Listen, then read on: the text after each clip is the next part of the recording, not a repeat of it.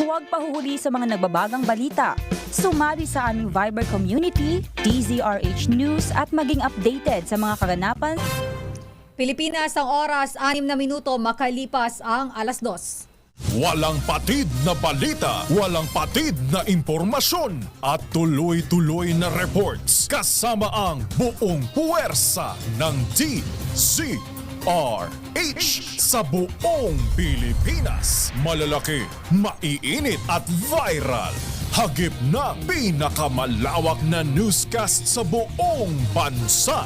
Rapido Hataw Balita kasama si Ray Sibayan. Rapido Hataw Balita. Mga rumarapidong mga balita, hahataw na RH!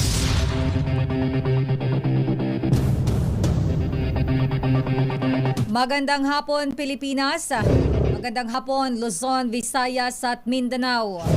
Ngayon po ay November 24, 2023, araw ng Biyernes.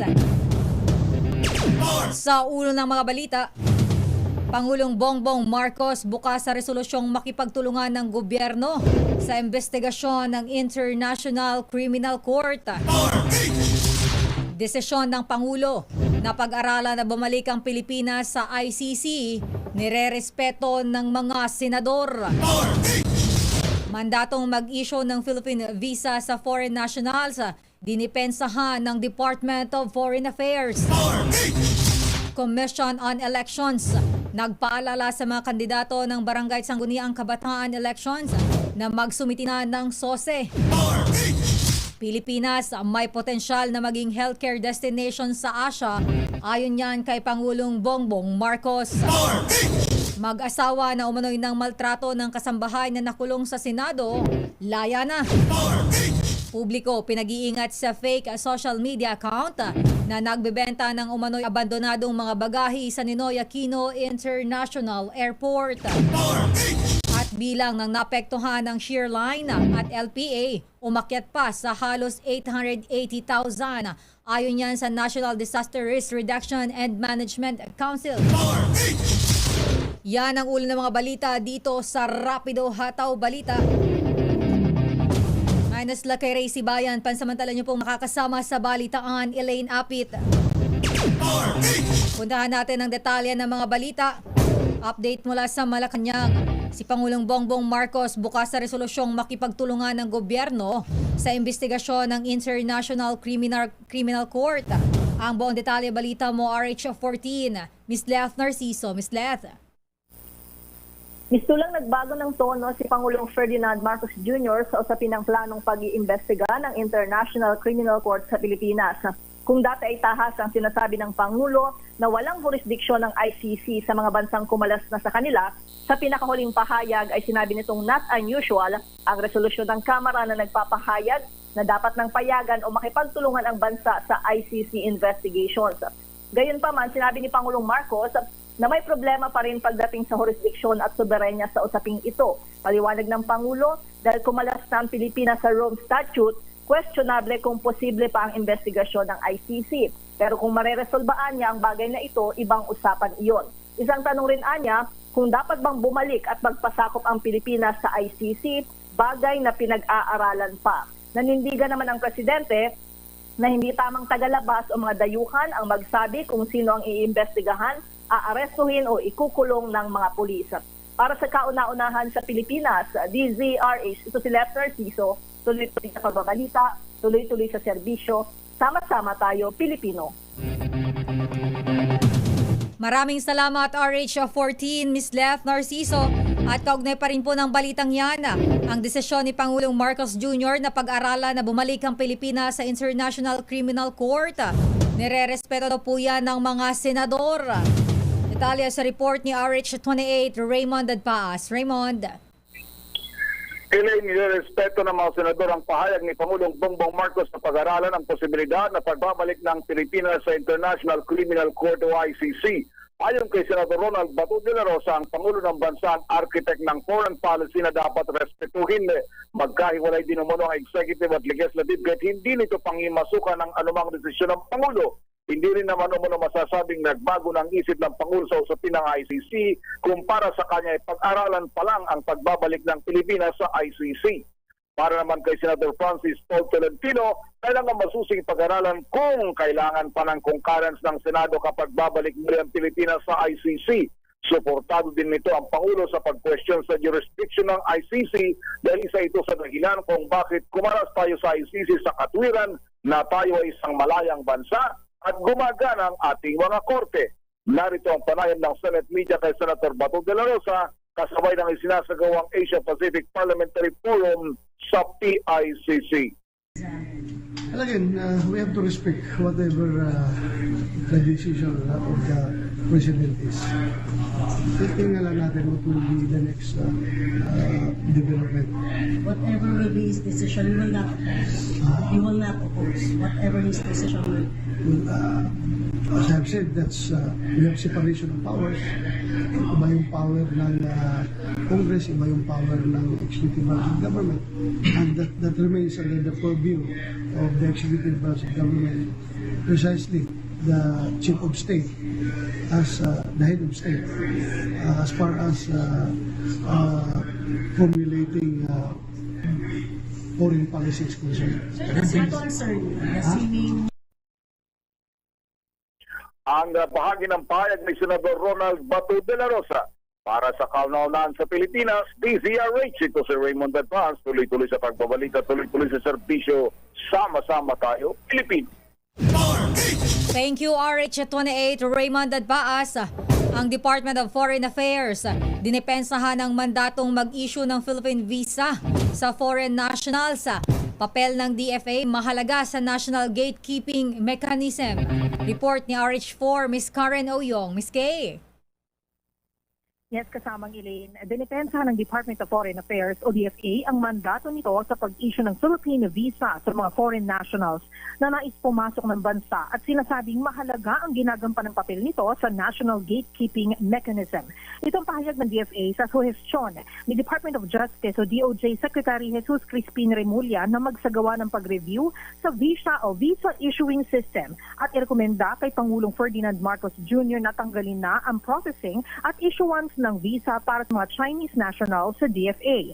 Ayon sa DFA, ang pag-issue ng Philippine visa ng kagawaran sa pamamagitan ng mga foreign posts nito ay, and I quote, anchored on international and domestic laws such as the 1963 Vienna Convention on Consular Relations, the 1987 Administrative Code, and the Codified Visa Rules and Regulations of the Philippines of 2002. Dahil dito, dagdag ng DFA, ang naturang function ay nagbibigay ng otoridad sa DFA na magsagawa ng vetting procedures upang masiguro ang status ng visa applicant ay bilang lehitimong bisita at lehitimo rin ang kanilang travel purpose patungo sa Pilipinas. Ayon pa sa DFA, integral o mahalaga ang mandato ng kagawaran sa kasalukuyang national gatekeeping mechanism sa pagpapasok ng mga foreign nationals sa Pilipinas. Ayon sa DFA, sa nagdaang mga taon, ang tinatawag nilang two-tiered National Defense Gatekeeping System ay nagsisiguro na ang pang-nasyonal na seguridad ng bansa ay protektado. Trabaho umano ng DFA ang first tier ng defense gatekeeping sa abroad. Ang mga Philippine Foreign Service posts rin ang nagsasagawa ng assessment sa mga documentary requirements at personal interviews ng mga foreign nationals. Sila rin ang magsisiyasat sa mandatory security clearances o derogatory records galing sa National Intelligence Coordinating Agency o NICA at Bureau of Immigration o BI. Una rito sinabi ni Secretary Remulla na hindi na dapat ang DFA ang nagsasagawa ng visa processing.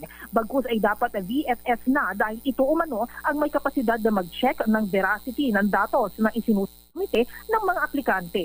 Mayo ng taong 2021 nang lumagda ng kasunduan ng DFA sa VFS Global para sa outsourcing of the non-sensitive, non-discretionary, and non-complex elements of passport renewal, kung saan sakop nito ang jurisdiction ng mga Philippine Foreign Service Posts sa Kingdom of Saudi Arabia at United Arab Emirates. Mula sa kauna-unahan sa Pilipinas, DZRH, ako si Karen Oyong. Tuloy-tuloy sa pagbabalita, tuloy-tuloy sa serbisyo, sama-sama tayo, Pilipino. Maraming salamat, RH4, Ms. Karen Oyong. Samantala, ang Commission on Elections o COMELEC nagpaalala sa mga kandidato ng Barangay Sangguniang Kabataan na magsumiti na ng kanilang Statements of Contributions and Expenditures o yun pong tinatawag na SOSE. Kailan ba ang deadline nito? RH29 Boy Gonzales. Boy. Elena, 6 na araw na lamang bago ang deadline ng filing of statement of contribution and expenditure o SOSE sa barangay Asang Guniang Kabataan Election 2023. Muli na nawagan ang Comrec na sa mga kumandidato ng magsilite na ng SOSE. Ayon sa Comrec, maaring personal na isilite ang kanilang mga SOSE at ibang angkop na dokumento sa Office of the Election Office kung saan nagain ang kanilang kandidatura. Bukas na ang mga opisina sa nabanggit na mga Comelec official mula alas 8 ng umaga hanggang alas 5 ng hapon. Lunes hanggang Biyernes, iniligay naman ng komisyon sa kanilang mga social media platform ang link kung saan makukuha ang SOSE form. Mula sa kauna-una sa Pilipinas, ito si Boy Gonzales, tuloy-tuloy sa nagbabalita, tuloy-tuloy sa serbisyo, sama-sama tayo, Pilipino. Maraming salamat RH29 Boy Gonzales. Ang MIAA o Manila International Airport Authority pinag-iingat naman ng publiko sa peking social media account na nagbebenta ng mga umunoy na iwan at abandonadong bagahe dyan sa Ninoy Aquino International Airport sa halagang 500 pesos. Naku, alamin nga natin ang detalye niyan sa report ni RH8 Christian Manyo. Christian. Nagbabala ang Manila International Airport Authority sa publiko laban sa mga peking social media accounts.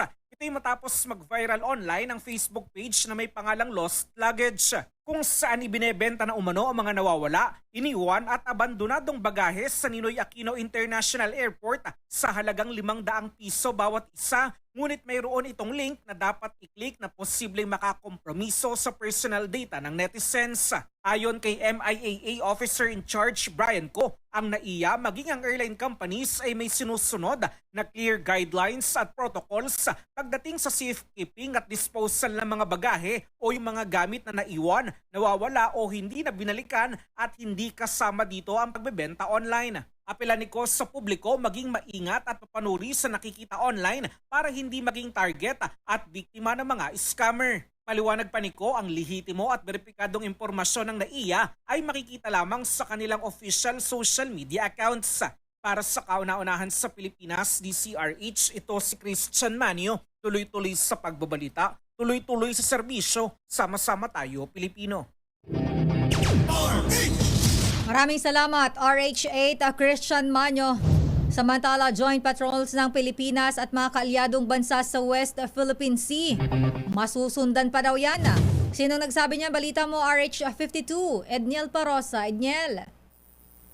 Elena, may mga niluluto pang joint patrol sa Pilipinas at mga kaalyadong bansa sa West Philippine Sea ngayong taon at sa mga darating pang pagkakataon. Ayon kay Secretary of National Defense Gilbert Chidoro, ngayong taon at sa 2024, may mga plano na ang tinatahang lakas ng Pilipinas para maglayag o lumipad sa pinag-aagawang teritoryo gaya ng katatapos lamang na Maritime Cooperative Activity kasama ang US Indo-Pacific Command. Sa ambush interview ng media sa ika-84 na anibersaryo ng DND, sinabi ni Chidoro na hindi dapat maging issue kung sinong bansa ang imbitahan ng Pilipinas para maglayag sa bakuran ito. Karapatag kasi ng bansa ang magpatrolya sa sakop nitong high seas hanggang sa mga areyang itinatakda ng international law na may right of innocent passage at freedom of navigation. Binira din ng opisyal ng China nang sabihin itong pinanala ng AFP at ng US Indo-Pacific Command ng tensyon sa South China Sea. Giti Chidoro, China ang nanakop, China ang nanggugulo at China ang nagsisinungaling sa nasabing teritoryo. Tinawag ding mababa ng SMD ang kredibilidad sa pagbalita, tuloy-tuloy sa serbisyo. Sama-sama tayo, Pilipino. Maraming salamat RH52 Edniel Parosa. Senado inaasahang maipapasa rin ang Nuclear Energy Safety Act na naaprubahan na sa Kamara. Report ni RH5 Val Gonzales. Val. Elaine, ngayong pasado na sa House of Representatives ang panukalang Philippine National Nuclear Energy Safety Act. Ay naniniwala si Pangasinan Representative Marco Wangco na may susulong na rin ang counterpart nito sa Senado. Sa Pandesal Forum dito sa Quezon City, Sinabi ni si Congressman Cojuangco na mahalaga ang mga hakbang na ito sa hangarin na masimulan na ang nuclear energy development sa ating bansa. Layunin ng House Bill 9293 sa pamamagitan ng paggamit ng nuclear power ay mapapababa ang singil sa kuryente na matagal nang nagpapahirap sa mga Pilipino. Sa ilalim ng parukala, nakapaloob ang pagtatatag ng Philippine Atomic Energy Regulatory Authority o PhilAtom na bibigyan ng eksklusibong otorisasyon sa regulasyon sa pamamahala para sa ligtas na paggamit ng nuclear energy. Na ngayon, ayon sa mambabatas, binabalangkas na rin ang kalintulad nitong batas na itinutulak sa Senado. Ito ay ang Senate Bill 1994 o ang Philippine Nuclear Regulation Act na sinusulong naman ni Senador Francis Tolentino. Kaugnay nito iniikayat ng mambabatas ang Department of Energy na lumagdana sa isang intergovernmental agreement sa iba pang mga nuclear selling countries na maring maging opsyon sakaling lumarga na ang nuclear energy development sa Pilipinas. Para sa kauna-unahan sa Pilipinas, DZRH naman Cal Gonzales, tuloy-tuloy sa pagbabalita, tuloy-tuloy sa serbisyo. Sama-sama tayo, Pilipino. Thank you, RH5 Val Gonzales. Memorandum of Agreement signing naman para sa Kasangga Collecta Program sa pagitan ng SSS at Malabon LGU pinirmahan na. Nandiyan si RH23, Edwin Duque. Edwin. Tama, naging matagumpay ang sinagawang memorandum of agreement o MOA signing para sa Kasangga Collect Program sa pagitan nito ng Social Security System o SSS at ng reduced government unit. Ito na Malabon sa ang punong tagapagpaganap at ang Pangulo ng SSS na si Orlando Ledesma Bacasait.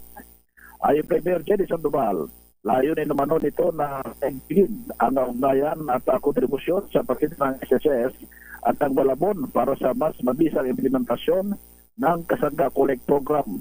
Ang nasabing programa umano ay naglalayong mapadali ang proseso ng pagbabayad ng kontribusyon ng mga miyembro ng SSS sa pamamagitan ng mga opisina ng LGUs. Mula pa rin sa kanan sa Pilipinas, Disares ako sa RH23. Edwin Duque, tuloy-tuloy sa pagbabalita, tuloy-tuloy sa serbisyo. Sama-sama tayo, Pilipino. Maraming salamat, RH23 Edwin Duque. Babalikan natin na lang pa mga balita dito sa Rapido Hataw Balita. Pilipinas may potensyal na maging healthcare destination sa Asia. Ayon po yan mismo kay Pangulong Bongbong Marcos. At mag-asawang inakusang ng maltrato ng kasambahay sa Occidental Mindoro at nakulong dyan po sa Senado, laya na. Bilang naman ang naapektuhan ng Shearline at LPA, umakyat pa sa halos 880,000 ayon yan sa NDRRMC. Yan po at iba pang mga balita dito sa Rapido Hataw Balita. Pilipinas ang oras 24 minutes makalipas ang alas 2. This time check is brought to you by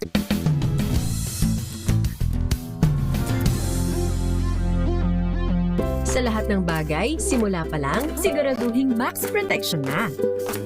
Kasi pag kulang ang proteksyon, baka madaling masira. Sa ngipin, dapat may max protection din. Max Alaga ng Unique Toothpaste. With Max Protect Formula, helps stop cavities before they start, while keeping breath fresh. Try Unique Maximum Fluoride Protection. Para Max Alaga, Max Protektado. ACS. Tingnan nyo, oh! Puti ito! Mas puti ito! Mas puti ito! Mas puti ito! Mas puti ito! sa Pride Bar. Pwedeng hindi na mag-bleach, tina o anyel dahil ang Pride Bar ay may power whitener na nanunuot sa bawat hibla. Kaya ang damit ay kislap puti at banayad pa sa kamay. Mas puti ito, mas puti ito, mas puti ito. Pride Bar, hindi lang puti, kislap puti. ACS. Action-packed games, intense plays, latest happenings sa sports, at kwento sa likod ng tagumpay ng mga atletang Pilipino. Lahat ng yan hatid ng DZRH TV Match Point Season 2. Tutukan tuwing Sabado 12:30 PM sa DZRH TV. Do it! Tanggaling-galing mo! Smart dishwashing paste ko. Pritong ulam na masebo, plato ng kaldero. Tanggaling for everyday. Ganyan pag smart ang dishwashing paste. May double tanggaling formula. Tanggal ang sebo, tanggal ang bakterya. Bahid para walang bahid, linis fantastic sa mental at washing paste. ACS.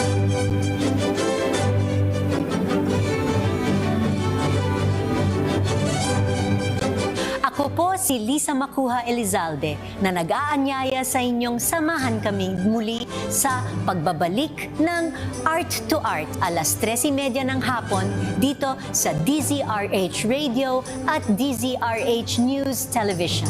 Usapang sining at kultura para sa lahat tuwing araw ng linggo. Huwag kaligtaan.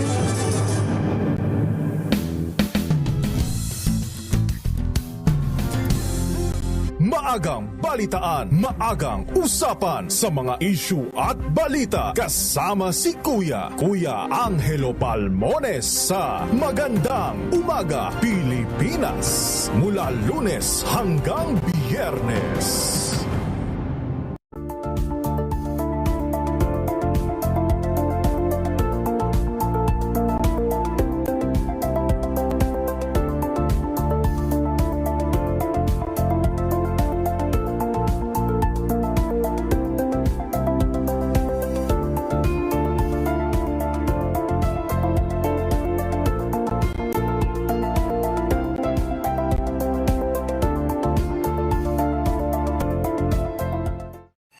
Mga balitang gigising sa inyong umaga. Mga balitang kailangan mong malaman. Mapapakinggan sa ACS Balita sa 2x2 kasama sina Anthony Taberna at Jerry Baha.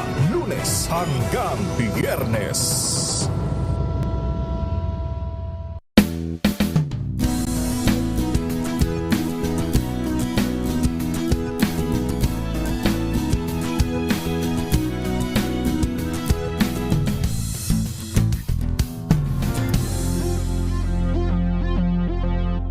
Ambalang Anthony Taberna at Jerry Baha ang gigising sa inyong umaga dahil lalatay ang humahagupit na diskusyon at komentaryo Lunes hanggang Biyernes sa 2x2.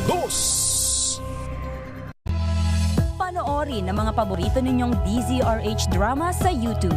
Mag-like, mag-subscribe, at i-on ang notification bell para masubaybayan ang mga bagong episode uploaded every week.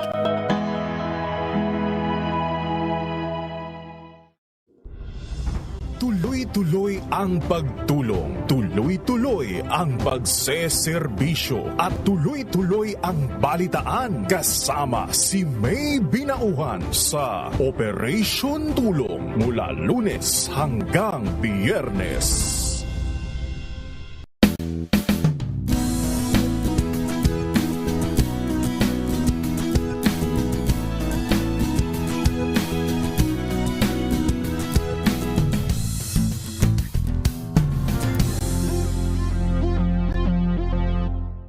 Tugtugan, sayawan, chikahan at mga kaganapang kakikiligan. Mula sa concerts and fan meets of your favorite stars, local man o international, sagot na namin. Every Saturday, 12 noon, kasama ang inyong showbiz angel sa Season 2 ng Scene Zone. Dito lang yan sa DZRH TV. Maging updated sa mga balita. I-follow ang aming mga social media account. DZRH News at DZRH News TV sa Facebook at DZRH News sa X, TikTok at Viber Community. DZRH Drama at DZRH News Television sa YouTube at www.dzrh.com.ph.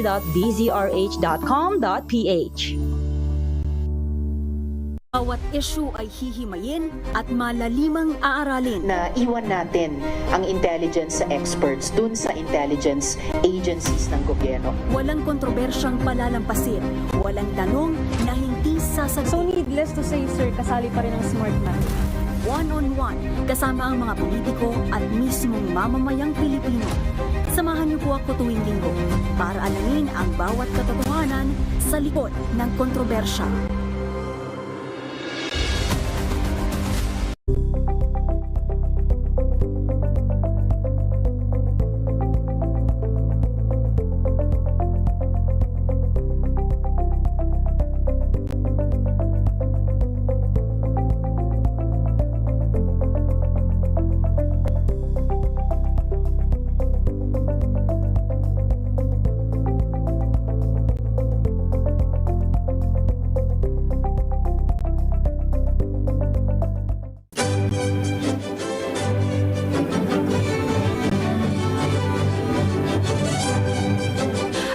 si Lisa Macuha Elizalde na nag-aanyaya sa inyong samahan kami muli sa pagbabalik ng Art to Art alas 13:30 ng hapon dito sa DZRH Radio at DZRH News Television.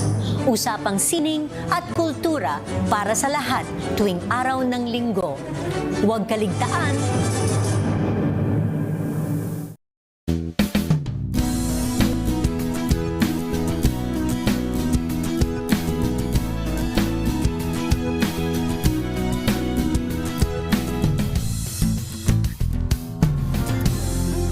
Rapido Hataw Balita. Kani pa rin po mga balita mga kaibigan sa Rapido Hataw Balita ngayon pong thank God it's Friday. Pilipinas may potensyal na maging healthcare destination sa Asia. Ayon po yan mismo kay Pangulong BBM. Report mula kay Let Narciso. Miss Let. So itinangunahan ni Pangulong Ferdinand Marcos Jr. ang pagbubukas ng kauna-unahang ospital sa Pilipinas na nakatuon sa cancer care services. Sa kanyang talumpati sa inaugurasyon ng Healthway Cancer Care Hospital sa Taguig City, sinabi ng Pangulo na bahagi ito ng hangarin ng pamahalaan na makamit ang layunin ng Universal Healthcare sa ilalim ng Philippine Health Facility Development Plan at Integrated Cancer Program. Sa tulong anya ng HCCH ay maaaring baguhin ang cancer care industry sa Pilipinas sa pamagitan ng modernong kagamitan, state-of-the-art na teknolohiya at mga kilalang professional sa medisina at oncologist. Ayon sa Pangulo, positive development ito sa potensyal ng Pilipinas na maging pangunahing healthcare destination sa Asia. Higit sa lahat, magbibigay daan para sa mga pasyente na magkaroon ng pagkakataon na labanan ang nasabing sakit. Batay sa ulat ng Department of Health, ang cancer ay pangatlo sa mga pangunahing dahilan ng kamatayan sa bansa.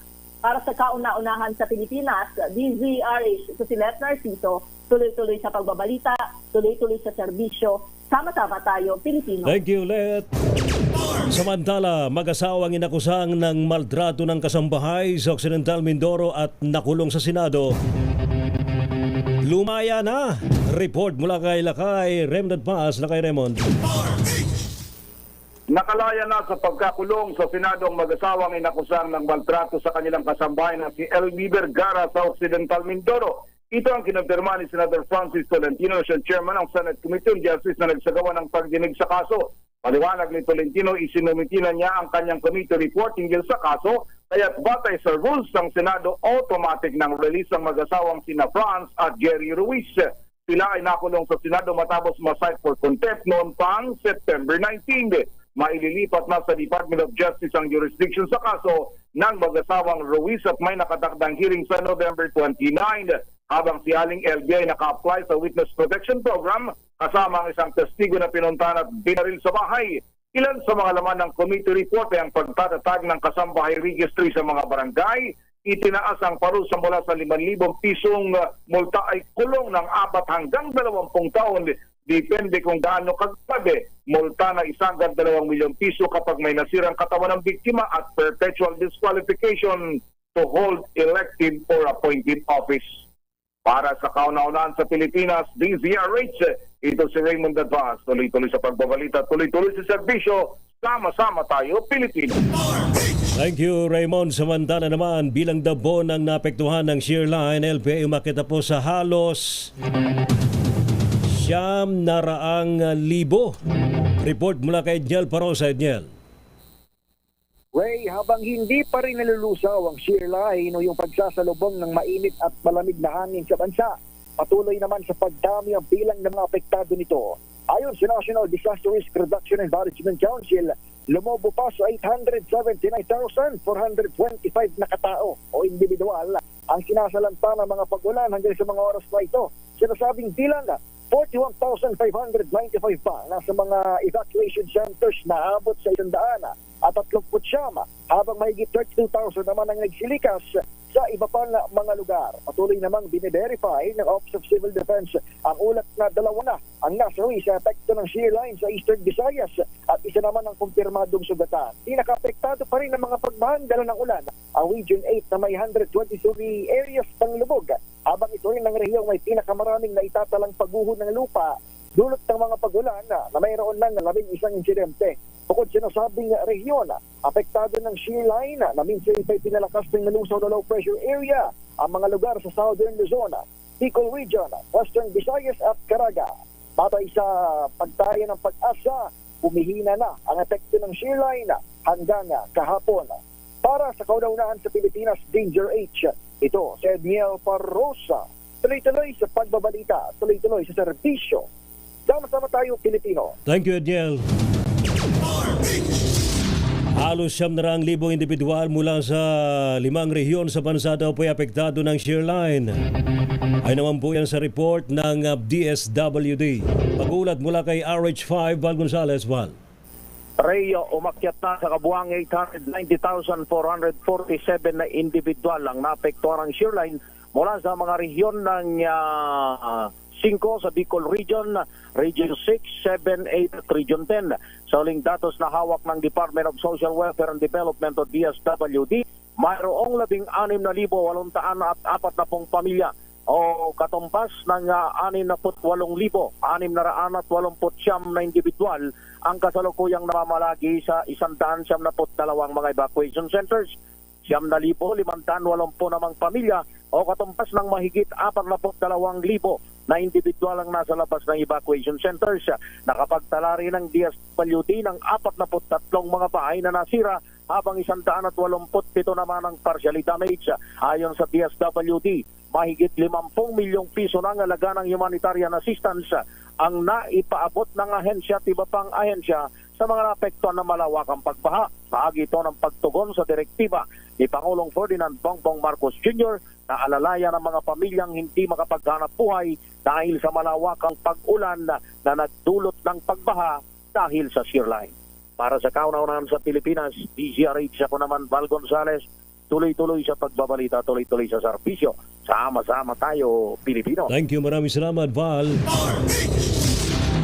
Number coding scheme sa NCR suspendido sa Lunes. Detalye sa report ni RH8 Christian Manyo. Christian. Suspendido ang pagpapatupad ng number coding scheme sa National Capital Region sa Lunes, Nobyembre 27. Sa abiso ng Metropolitan Manila Development Authority o MMDA, ito'y kaugnay ng paggunita sa Bonifacio Day na deklaradong holiday o yung nearest Monday mula sa orihinal na petsa nito na Nobyembre 30. Sa makatuwid, ang mga sasakyan na may plakang nagtatapos sa number 1 at 2 ay pwedeng bumiyahe buong araw o anumang oras sa Lunes. Wala pa namang inilalabas na abiso ang Makati City na may ibang polisiya na sinusunod kung may suspension din ng number coding sa lungsod sa kaparehong petsa. Para sa kauna-unahan sa Pilipinas, DCRH, ito si Christian Manyo. Tuloy-tuloy sa pagbabalita, tuloy-tuloy sa serbisyo, sama-sama tayo Pilipino. Thank you, salamat Christian Manyo. DBP magpapautang daw po ng 1.4 billion pesos para sa konstruksyon ng 8.4 megawatts Mindanao Hydropower Plant. Report mula kay Miss K. RH4. Miss Karen Oyong. Miss Karen. Yes, kasamang Ray, inaasahang makakapagsimula na sa lalong madaling panahon ang konstruksyon ng isang 8.4 megawatt hydroelectric power plant sa Bukidnon matapos i-anunsyo ng Development Bank of the Philippines o DBP ang nakalaang loan na para dito na nagkakahalaga ng 1.4 billion pesos.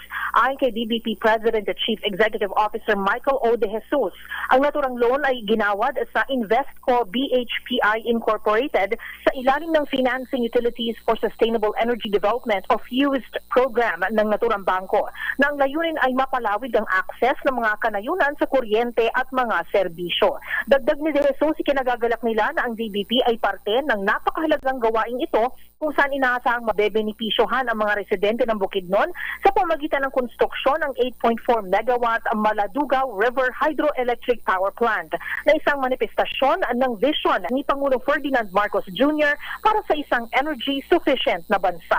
Bilang ikasyam na pinakamalaking bangko sa bansa sa usapin ng assets, ang DBP ay nakapagbibigay ng credit support sa 4 na strategic sectors ng ekonomiya, ang infrastructure at logistics, micro, small and medium enterprises, environment at social services at community development. Ang Invesco BHPI Incorporated naman ay isang stock corporation na itinatag noong 2013 at pangunahing nakatutok sa development, operation at management ng renewable energy. Kasama na ito ang proposed 8.4 megawatt Maladuga River Hydroelectric Power Plant na inaasahang magiging operational sa taong 2025.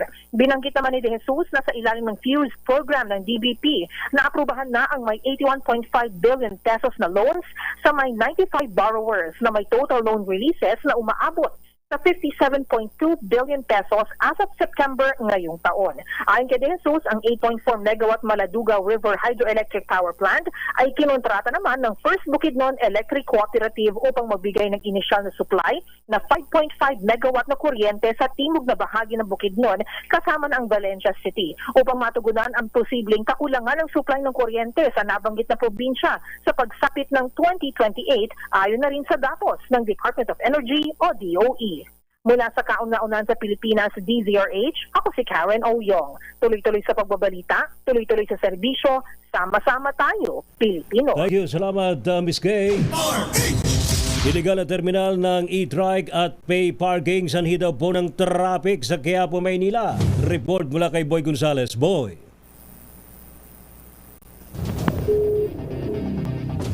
Ninong Boy. Wala pa si Boy. Rapido, hataw, balita. Okay ka na ba, Boy? Awampay. Mamaya babalikan ka namin, Boy, ha? Standby pa rin po sa iba pang mga balita rin po mula sa mga probinsya. Pilipinas ang oras alas 2:43 ng hapon. Balik po tayo sa ating mga balita at ipong balikan ng report mula kay Boy Gonzales. Boy G, go! Lakay Ray, bumper to bumper, napakasikip na daloy ng sakyan dito sa kahaba ng Quezon Boulevard sa Quiapo, Maynila. Mula sa Mendoza Street, nakaramdam na ng mabagal na daloy ng sakyan hanggang dito sa may Espanya.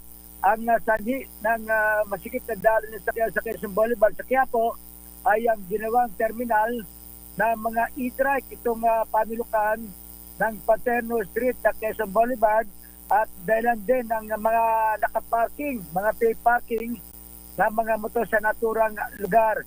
Ayon kay Arbela de Acosta ng Manila Traffic and Parking Bureau, ilang beses na silang nakapaghatak ng mga e-trike sa naturang lugar at inimpaw na sa Central Market sa impounding area ng MTPB. Mula sa kauna-una sa Pilipinas, ito si Boy Gonzales, tuloy-tuloy sa pagbabalita, tuloy-tuloy sa serbisyo, sama-sama tayo, Pilipino. Thank you. Salamat, Boy Gonzales. Rapido, hataw, balita. Probinsya. Ito na po tayo sa mga balita mula po sa mga probinsya. Cloud seeding, isa daw po sa nakikitang solusyon sa mga lugar na apektado ng El Nino sa Nueva Ecija. Report mula kay Grace Ansano. Grace. Ray, cloud seeding, isa ito sa nakikitang solusyon para nga mapatubigan at magkaroon ng daloy ng tubig ang nasa mahigit 50,000 hektarya na taniman ng palay na hindi mapapatubigan mula sa mga umaagot na tubig mula sa Pantabangan Dam. Ito ang sinabi ng NIA Euphris manager na si Engineer Gertrude Biago. Bagamat sa ngayon ay isa sa mga nakikita ang shallow tube well. Ito ay tubo na binabaon at ginagamitan naman ng diesel para lamang makasipsip ng tubig. Pag-amin ng maraming magsasaka, hindi na kaya ng kanilang shallow well at wala nang lumalabas at nasisipsip na tubig sa mga nakabaon na mga tubo sa mga bukirin. Dahil dito, ang nakikita nga ay cloud seeding. Malaki ang gastusin dito. Pero kung ito raw ang magiging solusyon para magkaroon ng tubig lalo na sa land preparation o pagbubungkal na ng mga bukirin para lamang makapagsimulang makapagtanim ang ating mga magsasaka. Ang buwan ng Disyembre, ito ang halos sabay-sabay na mga pagtatanim ng palay ng ating mga kapatid na magsasaka. Mula sa 146,000 na ektaryang irrigated farmland dito sa tinaguriang pa ring top rice producing province sa ating bansa, ang Nueva Ecija, ay nakikitang magiging solusyon ang cloud seeding. Para sa kauna-unahang himpilan sa Pilipinas, DZRH, ito, DZRH25, Great Vera Santano, tuloy-tuloy sa pagbabalita, tuloy-tuloy sa serbisyo, sama-sama tayo, Pilipino. Maraming salamat, Grace. 8 katao naman nakunan daw po ng 14 na mga loose firearms sa Midsayap, Cotabato. At sila po'y naaresto. Report mula kay June Dimakutak. June. Arestado na kayo ng joint elements ang 8 katao na galing umano sa isang engkwentro ng Rido at dinisarmahan ang 8 at nakuha mula sa kanilang 14 na pawang high-powered firearms sa bahagi ng Purok, Dungguan, Barangay Kudarangan, Midsaya, Cotabato Province. Batay sa report mula sa Approach Help Information Office, nakatanggap ng report ng pamunuan ng Midsaya Police Office may kugnayan sa mga kalalakihang naglalakad na may bit-bit na mga armas sa nabagit na lugar. At sa magitan ng collaborative effort na Midsaya MPS 34th IB at itong second CPMSC, inabutan ng 8 suspect sa lugar at mabilis na inaresto kasabay ng pagdisarma sa kanila. Sa kasalukuyan, ongoing itong investigasyon ng kapulisan habang pinasasalamatan naman ni Approach Regional Director Brigadier General Makaraig ang mga concerned citizen na nagpaabot ng report sa kapulisan. Mula sa makulimlim na panahon sa Mindanao, RH19, June Dimakuta, tuloy-tuloy sa pagbabalita, tuloy-tuloy na serbisyo, sama-sama tayo Pilipino. Thank you. Salamat, June. Pangulong BBM, inatasan daw pong iba't ibang ahensya ng pamahalaan na tulungan ang Northern Samar na sinirantan ng pagbaha. Report mula kay Jane Bantayan. Jane. Inatasan ni Pangulong Marcos ang ahensya ng gobyerno na ibuhos ang tulong dito sa lalawigan ng Northern Samar na sinalanta ng malawakang pagbaha sa shoreline. Nagkaroon ng situation na briefing si Pangulong Marcos sa epekto ng shoreline sa lalawigan. Inalatag naman ni Governor Edwin Chuan kay Pangulo ang sitwasyon sa lalawigan sa isang Zoom video conferencing. Plano na nga Pangulo sana kahapon na pumunta sa lalawigan ngunit hindi natuloy dahil naman sa mga pag-ulan. Hanggang sa Tacloban na lamang ito at nakipag-Zoom conference kasama ang DILG Secretary Benhor Abalos at nakasama rin si Defense Secretary Gilbert Chodoro. Sa Zoom meeting, nandun naman ang presensya ng mga municipal mayor sa probinsya at iba pang mga matataas na officials. Agarang tulong ang hiniling ni Northern Samar Governor Chuan sa Pangulo, lalo na sa Katarman na pinaka-highly affected municipality ng kalamidad. Kabilang sa apektado ang Lope de Vega at Mondragon sa unang distrito ng Northern Samar at sa pangalawang distrito naman ay apektado ang mga pagbaha ang Katubig, Lawang, Lapinig, Las Navas at ang bayan ng Palapag.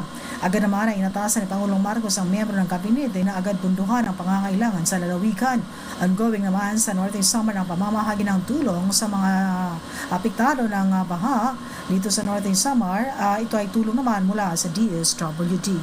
Mula sa Action Radio Katarman sa lalawigan ng Northern Samar, Arts 34, Jane Galit Bantayan, tuloy-tuloy sa pagpapalita, tuloy-tuloy sa serbisyo, sama-sama tayo, Pilipino. Maraming salamat, Jane.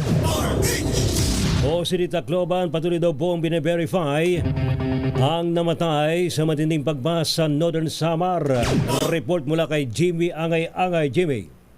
Hindi basta-basta nagpapalabas ang Office of Civil Defense Regional Office sa mga naitalang na sawi dulot ng shoreline kung hindi kumpirmado.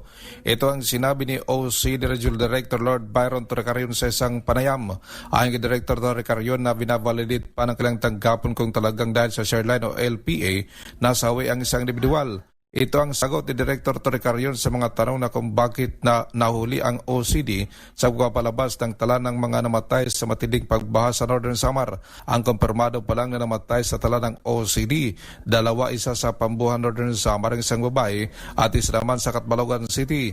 Ang report sa Katarman Northern Samar na 3 binavalidate pa ng OCD. Kung saan sa report naman ng Police Regional Office, 5 ang namatay dahil sa matinding pagbaha, 3 sa Katarman Northern Samar, 1 sa Pambuhan, 1 naman sa Catbalogan City. Mula sa Action Radio Tacloban, ito si Arstratito Jimmy Angay-Angay. Tuloy-tuloy sa pagbabalita, tuloy-tuloy sa serbisyo, sama-sama tayo Pilipino.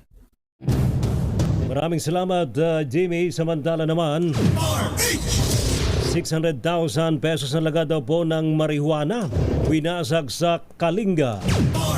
Report mula kay Romy Gonzales. Kay Romy. Abot sa 600,000 pisong halaga na marijuana na diskubre sa ikinasang anti-drug operation ng mga otoridad sa barangay Ngibat, Tinglayan na Kalinga. Magkatuwang na nagpatupad ng marijuana eradication operation ang mga operatiba ng Kalinga PNP at PDEA Cordillera at nagresulta sa pagkakadiskubre ng 2 plantasyon. Matagumpay na winasak ng mga operating troops ang 3,000 piraso ng fully grown marijuana plants na may standard drug price na 600,000 pesos. Walang nahuling cultivator sa naturang anti-drug operation. Patuloy ang kampanya ng Kalinga PNP para tuloy ang mapuksa ang ilegal na pagtatanim ng marijuana sa Kalinga, partikular sa bayan ng Tinglayan. Para sa kauna-unahan sa Pilipinas DZRH, ito si Romy Gonzales, tuloy-tuloy sa pagbabalita, tuloy-tuloy sa serbisyo, sama-sama tayo Pilipino. Thank you, salamat kay Romy. Dagupan City nanguna daw po sa DTI Competitive Municipalities at Cities ng Amianang Luzon Award. Report mula kay Freddy Fardo. Freddy.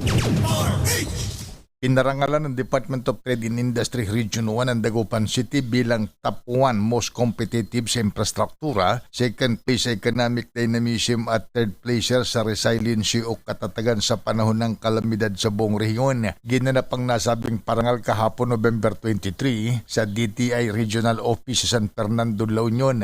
Personal itong tinanggap nila Dagupan City Councilor Michael Fernandez at ang may bahay niyang si ex-City Councilor Maybelline Fernandez in behalf of Dagupan City Mayor Belen Fernandez na kasalukuyang nasa bansang Amerika para sa opisyal na biyahe. Sa Facebook post ni Mayor Belen, anya ang mga parangal na ito'y para sa lahat ng kapwa ko Dagupeños bilang pasasalamat sa dasal at tiwala upang mapabuti natin ang pangkalatang kalagayan ng ating syudad. Mula sa Action Radio Pangasinan, ito si Freddy Fajardo, Aris 38. Tuloy-tuloy sa pagbabalita, tuloy-tuloy sa serbisyo, sama-sama tayo Pilipino. Maraming salamat, Freddy Fajardo. Rapido, hataw, balita. Maraming salamat to sa matumutok po sa ating balitaan sa Rapido Hataw Balita. Magandang hapon muli sa ating sukiyaki. Sir Els Bartolome at maging si dating PNP Chief Nick Bartolome. Hoy, sa linggo, naku, kaliwat kanan pala mga magbabike. Sa National Bicycle Day yan. Enjoy and ride safe. Maraming salamat sa ating mga classmate mula sa Perpetual Help of Manila. Maraming salamat, Miss Elaine Napit. Maraming salamat, DCRH TV Tech at DCRH Radio Tech. Yung pa rin pong lingkod mga kaibigan, si Ray Sibayan. Tuloy-tuloy sa pagbabalita, tuloy-tuloy sa serbisyo. Sama-sama tayo Pilipino. Pilipinas ang oras, 3:00 ng hapon.